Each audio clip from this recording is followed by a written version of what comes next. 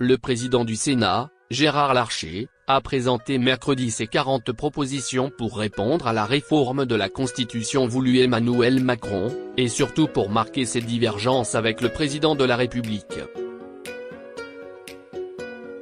Il faut interpréter ces 40 propositions pour une révision de la Constitution utile à France de Gérard Larcher comme des lignes rouges à ne pas dépasser. Le président du Sénat les a rendus publics mercredi 24 janvier depuis le Palais du Luxembourg, à Paris.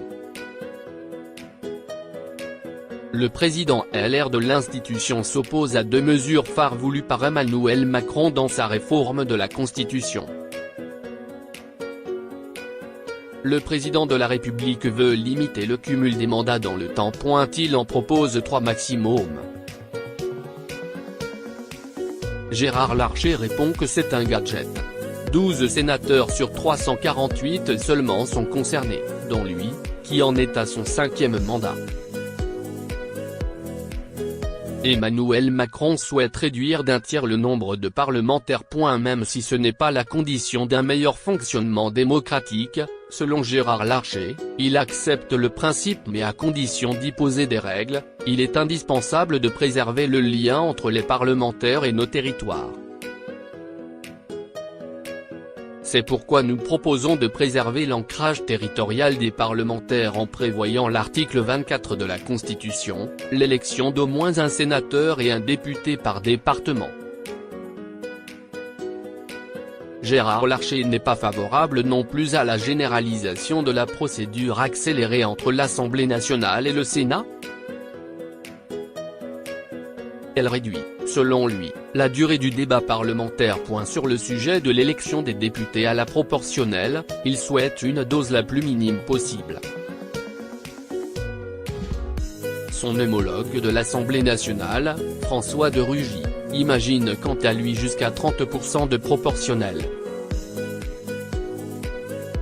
Menace d'un référendum direct. Le président Les Républicains du Sénat espère malgré tout que le dialogue aboutira avec l'exécutif. Il se sait en position de force. Le Sénat, où la droite est majoritaire, peut faire échouer le projet du gouvernement. Pour adopter une réforme constitutionnelle, elle doit être votée à la majorité des 3/5e du Parlement réunis en congrès à Versailles selon la procédure classique prévue par l'article 89 de la Constitution. Une fois cette loi votée, elle doit être soumise aux Français par référendum. Cela avait été le cas, par exemple, avec l'adoption du quinquennat en 2000. Pour éviter le risque d'un vote rejeté par le Congrès, l'exécutif n'exclut pas de faire appel au peuple directement. Le président de la République a la possibilité de le faire en utilisant l'article 11 de la Constitution. Par définition, rien n'est écarté.